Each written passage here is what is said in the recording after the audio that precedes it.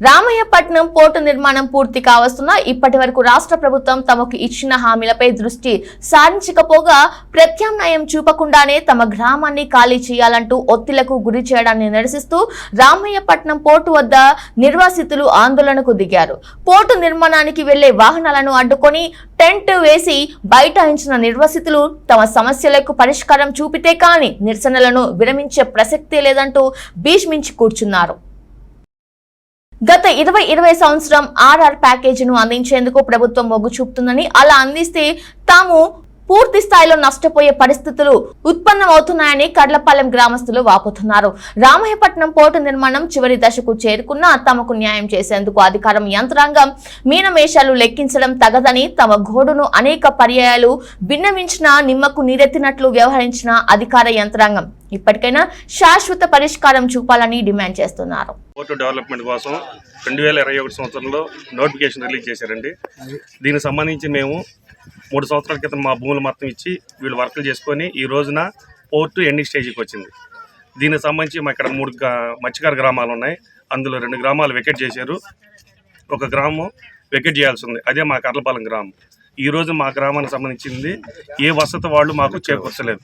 అందువల్ల మాకు ముఖ్యంగా మాకు సంబంధించిన వాటిలో మాకు ఇళ్ల స్థలాలు కేటాయించలేదు. ఇంతవరకు మాకు R&R ప్యాకేజీ దాని గురించి అనౌన్స్మెంట్ లేదు.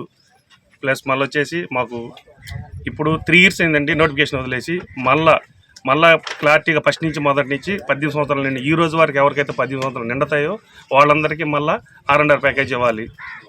మరియు అలాగే మాకు మత్స్యకారులు అయినటువంటి మాకు దీనికి సంబంధించి వేటకెళ్ళిన నిరుద్యోగ భృతి కింద మాకు గవర్నమెంట్ శాంక్షనింగ్ ఉంది. అంటే రోజువారీ లెక్కలు అంటే 500 రూపీస్ లెక్కన మాకు 5 years ఇవ్వాలి. దాని గురించి ఇంతవరకు ఏం క్లారిటీ లేదు. మాకు సంబంధించి 5 డిమాండ్లు ఉన్నాయి. దానికి సంబంధించి ఈ రోజున పోర్టులపల్లి 4 రోజుల నుంచి పూర్తిగా ఆపివేయడం జరిగింది. దయచేసి గవర్నమెంట్ వారు మా ఆలోచనని గమనించి, మేము ఊరు గ్రామత్వం ఎక్కడే ఉన్నాము, మా వినపాన్ని గమనించి మేము అడిగిన డిమాండ్లన్నీ తక్షణమే నెరవేర్చాలని కోరుతున్నాం. పోర్టు ప్రారంభమైంది కానీ ఇంతవరకు మాకు ఏ మంచి జరగలేదు. మంచి చేస్తాం అంటానే ఉన్నారు కానీ మాకు ఏ మంచి జరగలేదు.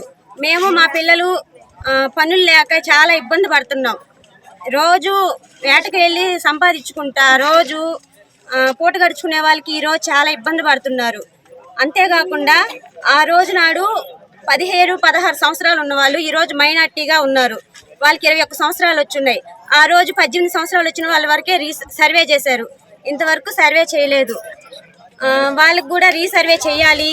అంతేకాకుండా మాకు ఇన్ని సంవత్సరాలకి ఏ ఆదాయం లేదు కాబట్టి వాళ్ళకి ఏదైనా ఆదాయం చూపించాలి.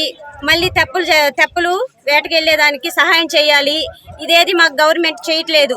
ఈ 3 సంవత్సరాలు కూడా అధికారులు మాట్లాడినారు, ప్రభుత్వం మాట్లాడినారు.